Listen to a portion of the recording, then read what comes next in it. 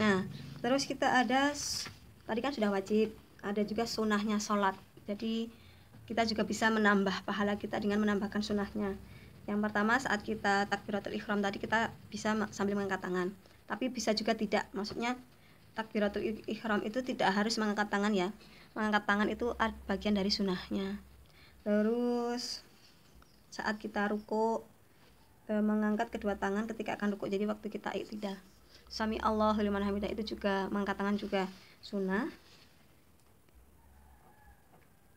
Kita bersedekap begini ya, bersedekap ini juga sunnah. Melihat ke arah tempat sujud waktu kita membaca Al-Fatihah itu, waktu kita berdiri itu juga sunnah.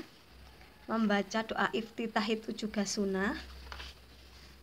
Membaca a'udzubillahi minasyaitonirrajim itu juga sunnah sebelum kita membaca bismillah. Dan membaca amin setelah Al-Fatihah itu juga sunnah. Membaca surat pendek setelah Al-Fatihah itu juga sunnah.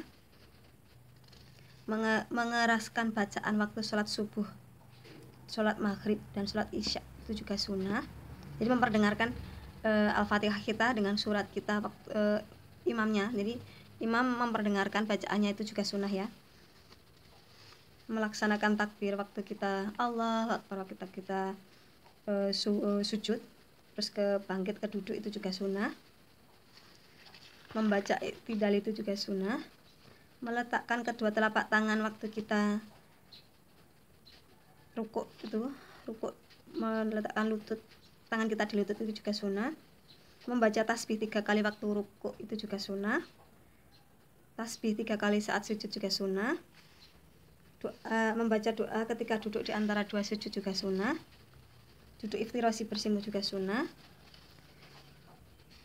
Bertumpu pada tanah waktu kita hendak berdiri. Jadi kalau kita mau rakaat kedua pas kita sujud ya, sujud kan, kita mau berdiri waktu ke rakaat kedua kan kadang kita menggunakan tangan kita seperti ini ya, kita tahan ke tanah baru kita naik, seperti itu juga boleh. Tangan ini boleh, seperti ini juga boleh, untuk kekuatan ini juga boleh ya. Jadi karena untuk usia terkadang ya susah untuk berdiri, juga boleh seperti itu.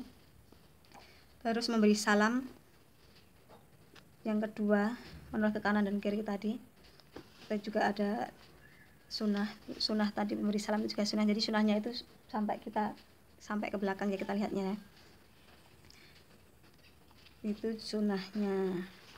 Nah, jadi sholat itu ada yang wajib, ada yang sunnah. Wajib yang kita lakukan dan kita bisa menambahkan dengan yang sunnah.